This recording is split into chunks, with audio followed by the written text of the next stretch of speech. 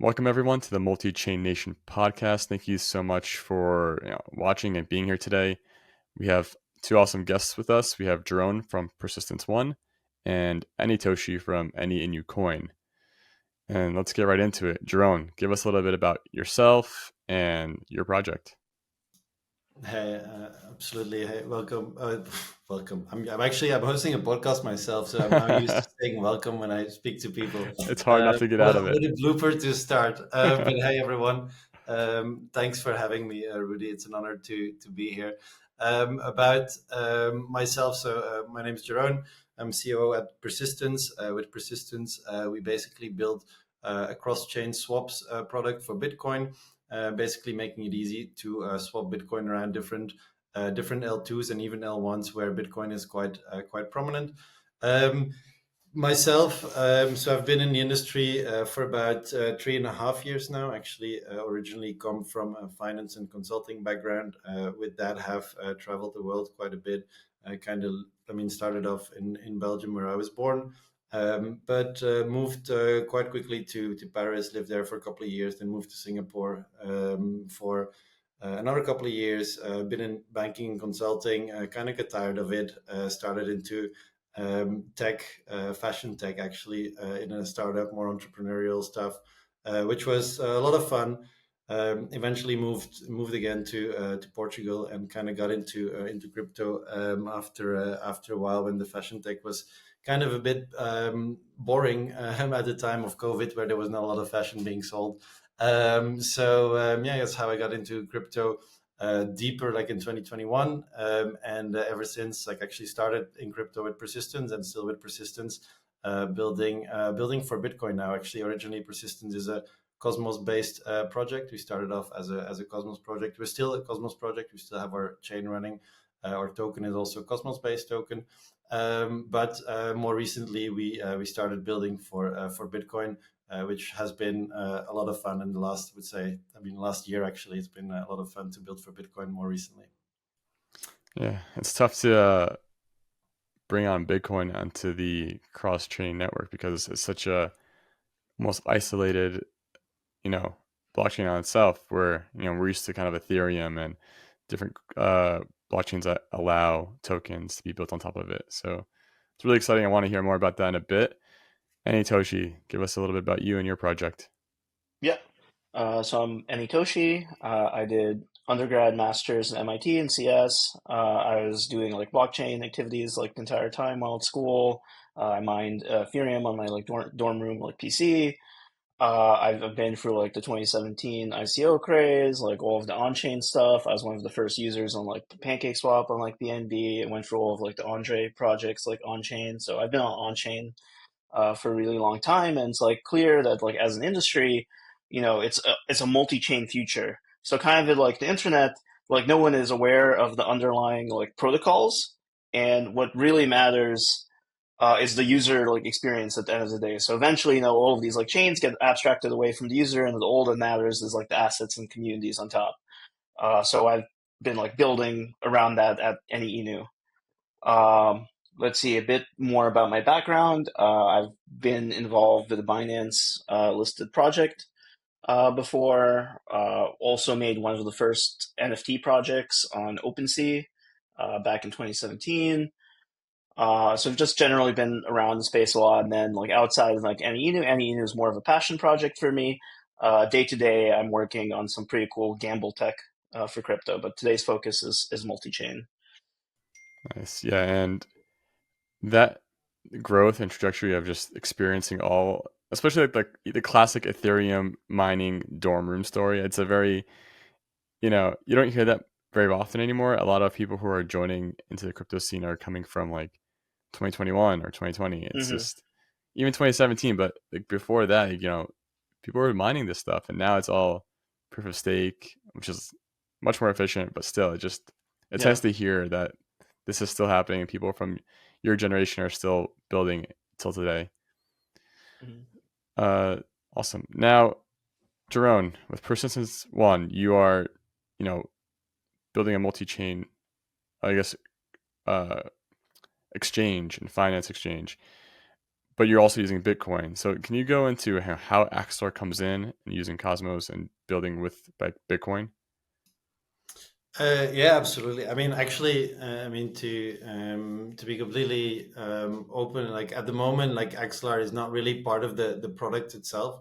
However, how we use Axelar at the moment, in the biggest way with persistence, is to make our token available on various chains. And so, as I mentioned earlier, so persistence originally Cosmos project. We've actually done things in different ecosystems, different spaces now within the Bitcoin ecosystem. And one of the issues we have, or I mean, had, I must say, is that our token is very hard for people to get. It's obviously listed on a few exchanges, centralized. Not everyone likes that. It's on a couple of dexes in within the Cosmos ecosystem.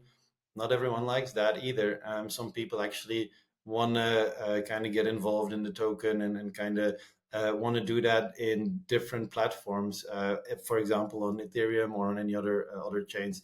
And that's actually mainly why we turned to Axelar. Obviously, we've used Axelar for other things in the past, like including some of the liquid staking products that we've built in the history. But at the moment, the biggest use case is actually for our own token to be easily bridged into other ecosystems where liquidity is being built to make the token a more attractive, like token in general, and for everyone to find it on different dexes to actually LP into it on chains like, I mean, anything ERC20, Base, Optimism, BNB, Blast, all these things. And that's like an absolute like super great value prop for Axelar, to be honest, to be able to do that like single click. Yeah.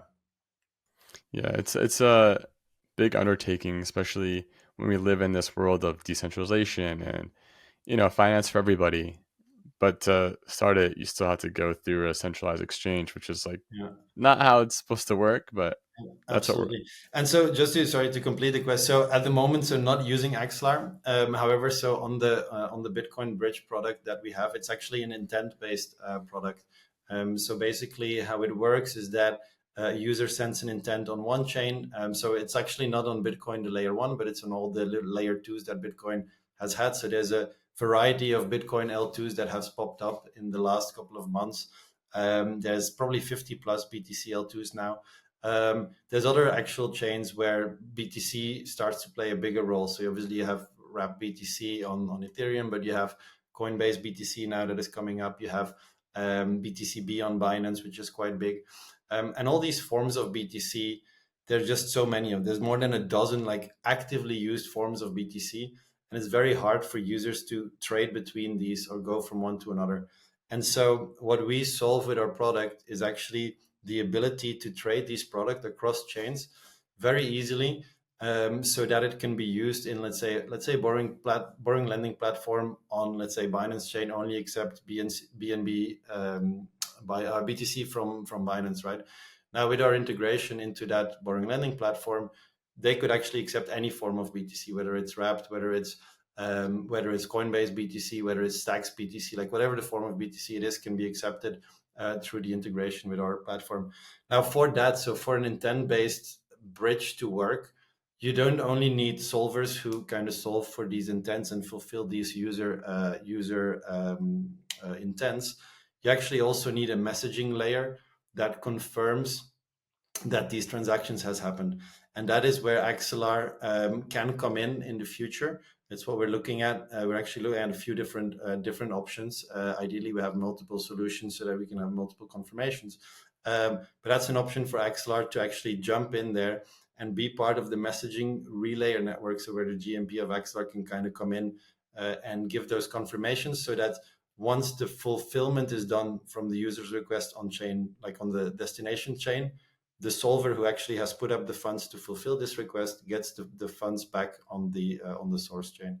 I hope that's not too complicated. I try to kind of simplify it, but yeah, that's kind of how it works and how we can use Axelar in the future. No, that's a good explanation because, like I said, the Bitcoin network was just the Bitcoin network layer one, and then layer two, like Lightning and I forgot what other ones were called, but there was some building on top of it as a layer two. And it's kind of a pretty interesting battle because some people don't like Bitcoin to have a layer two. They think it's not the right move. And there's like the maximal thinking where Bitcoin's perfect the way it is, shouldn't be changed. So I'm really excited to see how that plays out because I mean, for me, I like as much interoperability and decentralization and accessibility to the world. So for everyone to use Bitcoin and for it to speak to the Ethereum network, it's kind of needed, especially with now Coinbase building that wrapped Bitcoin or CBBTC. That's going to be interesting too. It's getting pretty wild out there, and the logic is so important. So building that code to make that work right, yeah, I'm excited. What's your take? If I can ask a question here, what's your take on the growth of BTC DeFi? How big is it gonna get compared to ETH DeFi? In dollar value or like use No, case? just relatively Okay. speaking, compared to like ETH DeFi. Um. Well, with ETH DeFi, there's such a head start compared to Bitcoin, and the essence of how I've been seeing Bitcoin as a community has been struggling to adopt just having fun on the network, NFTs, just random projects. Just it's so strongly used as a financial mechanism just to transfer value, and that's even how it's seen through uh, ETFs and other traditional exchanges. So for it to outpace or reach Ethereum's growth, I don't see that happening for for a pretty long time. But long time in crypto years is maybe like what 5-10 years. So yeah, it's gonna be a tough one, but it's not like it's not gonna happen. And there's so much money in Bitcoin, so it's not like you're gonna lose out from it. Hopefully not. That's an interesting take. My take, I mean, I can share you my take is that it's going to happen quite quickly. Like I think 2-3 years from now, I wouldn't be surprised if DeFi around BTC or built on top of BTC is bigger than DeFi, just because of the size of the asset, the size of the community, the size of the like also financial access, right? Like now with all these ETFs, like everything. Um, I don't know. I'm kind of like a closet Bitcoiner, obviously, but I mean, I yeah. love Bitcoin too. It's like what's the first thing I heard about was back in like 2013 or something was Bitcoin. So the idea of it is still deep in my heart, and I love it. But I'm just trying to think, you know, catching up to Ethereum, and Ethereum's still just shooting off. That's going to be a tough one. Yeah, I mean, but it's also giving, I think, everyone who's building on Bitcoin now so much like saved time in a way, right? Like all these things have actually been discovered. Now it's just kind of copying Yeah, almost. Just true, true. Yeah, repeating what exists. yeah. Awesome. Anyway, Uh, sorry to no, interrupt it's good. you It's just good. that. Any Toshi, let us know how you're using Axelar for Any Inu. So Axelar is like pretty core to our token. So our goal is to be the most multi-chain meme coin ever. And our name is Any Inu, and the reason it's Any in Inu is because Axelar is any to any chain. So for like many years to get between chains, it would be one-to-one relationships mappings. So you lock tokens in one chain and then redeem them on another, like mint tokens on another. And it'd either be built in to chain itself, like the bridging process, or it would just be like a message passing scheme. And like Axelar is like any to any, like makes the user experience of multi-chain much better. It's not until like Axelar multi-chain in which you could have really like this trustless like meme coin exist. Because we've had all of these like permission tokens before. USDT, wrapped ETH, wrapped Bitcoin, USDC, like across like many chains. But that very much is like a permission process. For once, we have like a fixed supply token, completely permissionless on all of these chains. And then with all of our Axelar chains, serving as like a hub, we can use that as like a spoke. So, okay, it's not supported by Axelar, or this consensus isn't directly supported, but there's some third-party bridge that can get us on another chain. Axelar gives us the flexibility to, access all of those like outlier chains. So currently we're on 19 chains, and we're opting to just add chains as Axelar provides direct ITS support for it. If it's an EVM chain, just for user accessibility, it's like very useful if the contract address is like the same between chains, and people are able to use Squid Router for direct chain swaps, or use Axelar's like bridge UI. So Axelar is very core to Any Inu, and any to any Inu. And it's also a dig at like all of the AI hype right now too. You see a ticker like AI, it's a direct dig at that. It's a dig at like dog coins being like the biggest thing on chain too for memes. So there's a lot Yeah. going on there. Yeah, it's definitely a good dig on AI and dog memes because you're right. That's what we see all the time, especially of how rapidly they're coming up, and it's just tough to Hmm. trust them. So it's good that you're building with intent to be that meme coin that actually does offer what it is saying it's going to offer, which is Hmm. interoperability with as many chains as possible. That's your mission statement. It's pretty funny. Yeah. And then, since you're using so much of Axelar now, what was your implementation experience like developing on Axelar, working with the team at Axelar, and even choosing them Uh, as your go-to? so from the dev perspective, it's the first like ITS token deployed on like mainnet with like liquidity. So we're so that's like a plug and play solution from like a technical side. So from developer point of view, doing like multi-chain for any new initially is like very, very simple. But then working with the Axelar team has been tremendously helpful. So obviously they've like provided us support throughout this like process, like who to contact. A lot of our initial community members are crossover with like Axelar heavily, and as Axelar becomes more widely known, and Axelar spearheads like multi-chain to the future, and our multi-chain solutions, like obviously Any Inu will come up because it's not a question of if, but when. Multi-chain is like the trend of the day. Um, so yeah, we're Yeah. the support provided by Axelar has been tremendous for a project. It must have been a huge relief though as a developer to see a product that offers what you need instead of trying to figure out how to build it yourself. The time Oh saved. yeah, absolutely. So I was looking at like OFTs from like layer zero, and I was looking at like Axelar message passing. So what directly influenced this was the hype around like OmniCat, but there's like some issues with like layer zero, and I just happened to stumble upon the start of Axelar ITS, and I known Axelar back from way back in the day. I was like one of the first like 200 members in their like Discord actually, when it was like some of the Algorand guys had like left to start Axelar. Um, so yeah, it just all fell into place, and as a dev, so like my day to day work is like very different from any new. So I was like, oh, this like worked for Catcoin using like inferior like layer zero tech. Like, why don't I try this with like ITS, make it a dog coin, get all of the memetics right, and like see where this goes. Like I had no expectations going in. Was like pretty important. Like initially, it was making sure everything was like fair launch. You burn like all of the initial liquidity. You, the developer, buy all of the tokens from liquidity, so no one's like advantaged. I think everyone knows like Sheep token, and like a big thing around like Sheep token was like Ryoshi's philosophy, like that developer there of that meme coin, uh, where he's like, I'm no different than like anyone else in the community. Like for me, it's like very important to like stick to core crypto philosophy, which is this is like permissionless, and you don't have to rely on like any third parties. Like Axelar is like permissionless network, and that's like very important. Like I prefer not to rely on some third party bridge.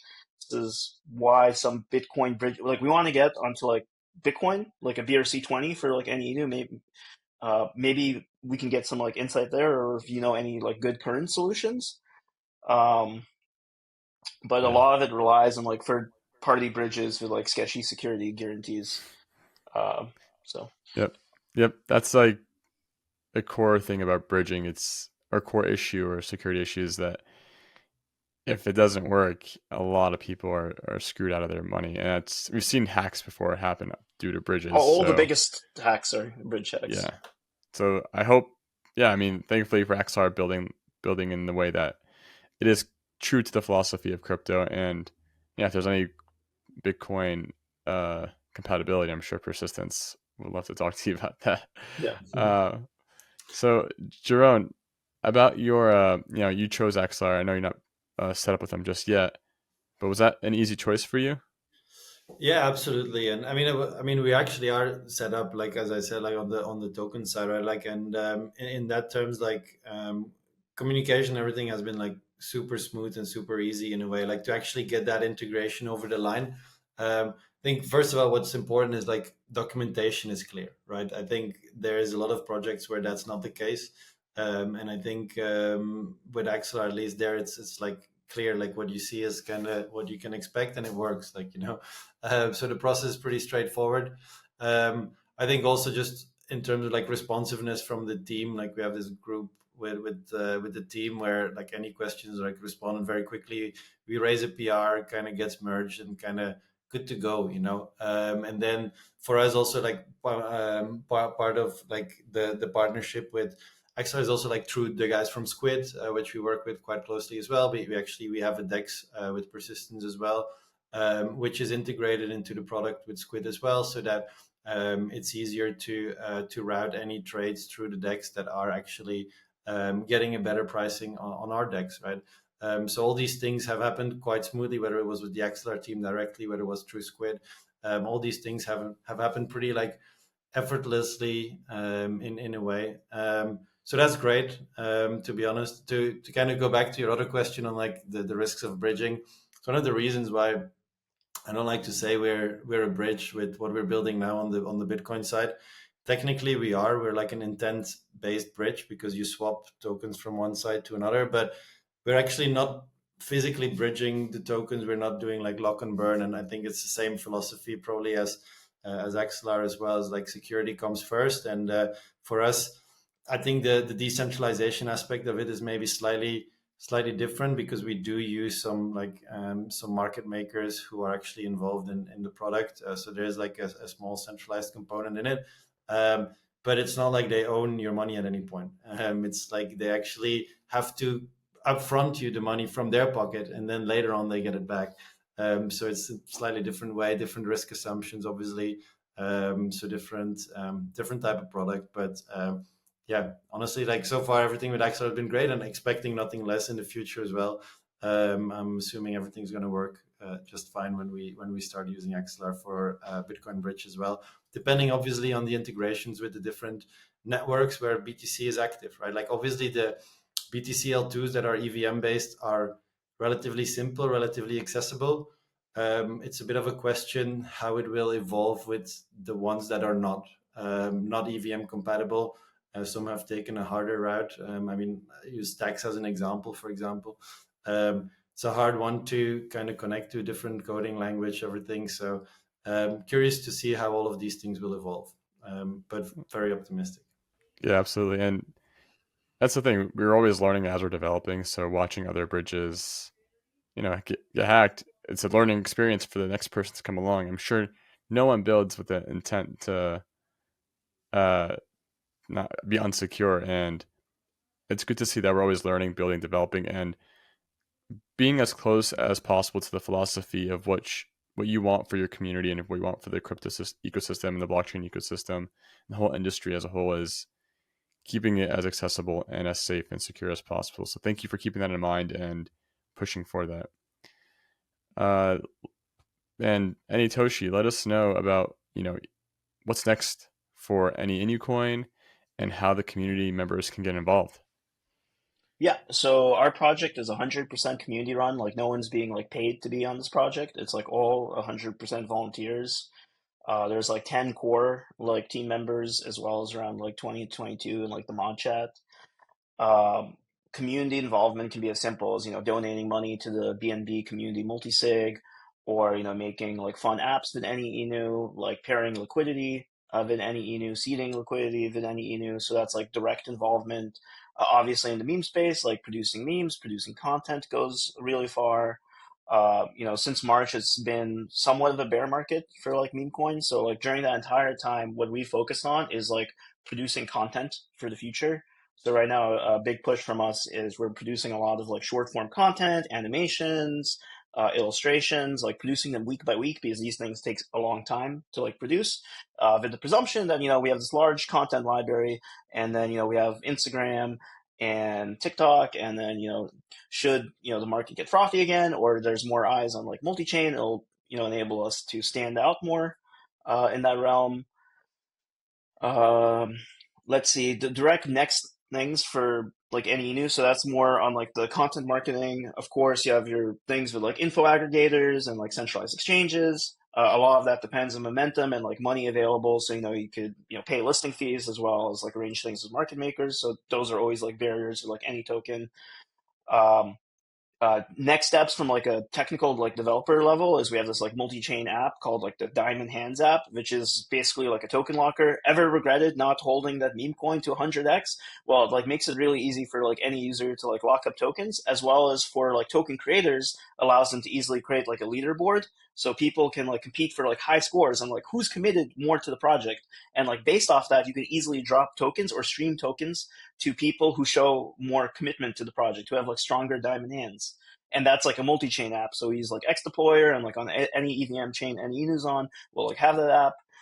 And another facet of like that app is, so you have these like airdrops, but you also want to enable all of these like past like, and this is like separate, but this is more of like a marketing thing where an issue with like NFTs is like people prefer meme coins to NFTs, but to some extent like NFTs share a lot of things with like memes. There's like some core character, some core story, some core like community and like marketing around all of that.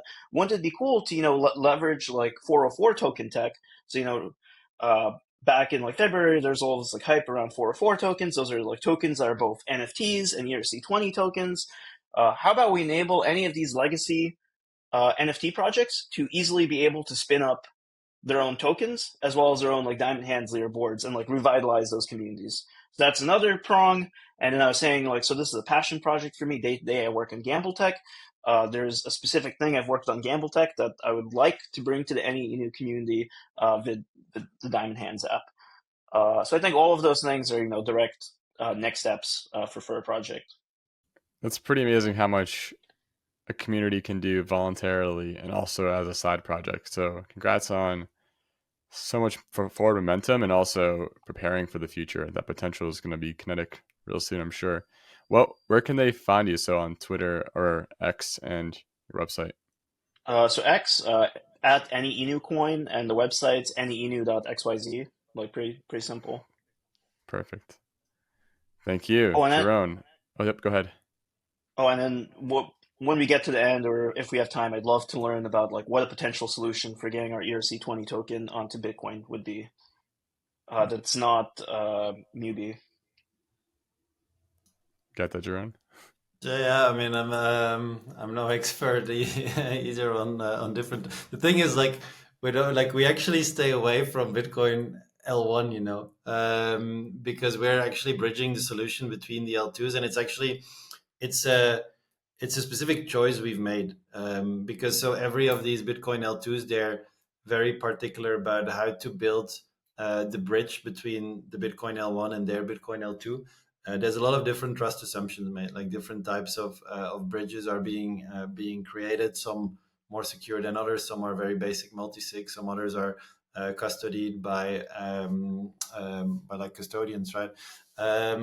And Yeah, I mean, for us, we specifically stay away, and we kind of let everyone kind of figure out their own bridge. And what we, in a way, suppose is that if we guarantee interoperability between different forms of BTC across different chains, the market will actually price that risk accordingly. And actually, these solvers or the market makers that will offer these bridge transactions will quote according to the risk. So we'll actually, through our product, I'm actually expecting to see a risk pricing of these different forms of BTC.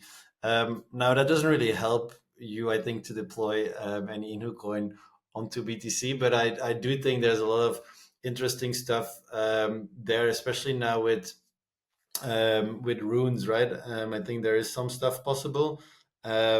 Although I'm not exactly sure how that will work to make it work like and compatible with what you guys have already built. There's other projects that are actually building towards real programmability directly onto Bitcoin. I know a project called like Arch Network. I know they're pretty close to kind of going to mainnet without modifications needed to the Bitcoin network. I think we'll see some form of programmability onto Bitcoin, so it might be an interesting thing to look at. But yeah, I wouldn't be able to immediately answer your question in the best possible way. But happy to chat more. Also very curious to learn more about gamble tech. When I hear gamble, I get triggered. I like to I like to gamble. So curious to hear more about that as well. I feel like you both have a lot to discuss offline. It's so good. But yeah, I mean, Jeroen, let us know about what's up next for persistence and how the community Yeah, can get involved. absolutely. So on the persistence side, we're having a pretty busy end of the year. We actually deployed our first testnet contracts last week across a few different L2s.